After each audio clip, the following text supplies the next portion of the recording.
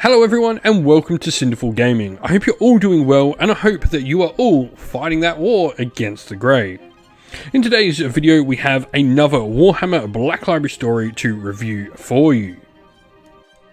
Today's video is sponsored by Gap Games, a fantastic miniature wargaming store in Queensland, Australia. They stock a wide variety of miniature wargames from all things Games Workshop to some of my personal favourites, Conquest, The Last Argument of Kings, and all things Modifius wargames as well. Use our affiliate code in the link below to help support both this fantastic store and the channel as well.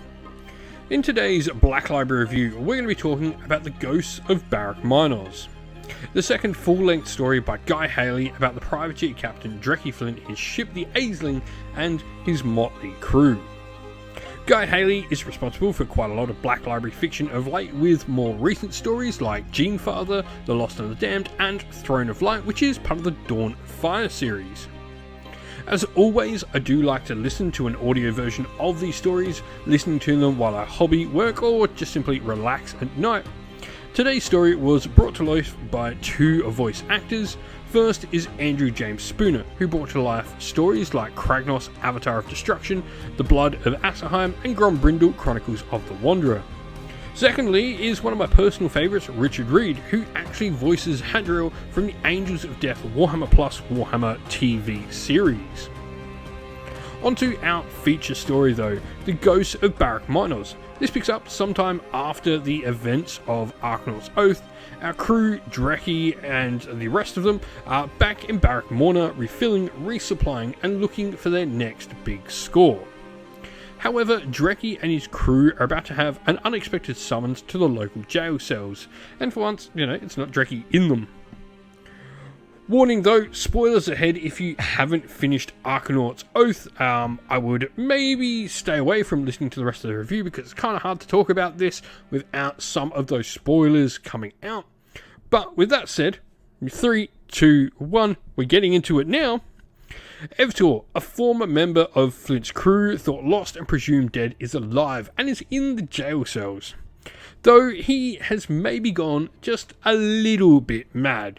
He rants and raves on about something called the Dead Air and more, and this sparks Drecky's interest, and without a second thought, they're off to explore the mortal realms in search of treasure, adventure, and most importantly, wealth.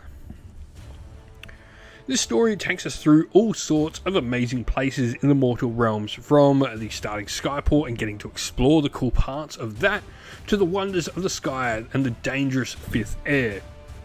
Something this book does so well is show off the wonders of the world that the Kharadron overlords get to explore high in the skies of the mortal realms. From floating megaliths, giant islands in the sky essentially, flying castles, frosty cave systems in the sky, this story just doesn't disappoint with that sense of adventure in the mortal realms. The Kharadron really do have their own unique place to sort of live, explore and exist in the mortal realms. Something else the story does that is interesting is it uses a lot of Kharadrid or Kazlid language, Kharadrid being the language of the Kharadron overlords and Kazlid being the language of their forebears, the dispossessed Dwarden.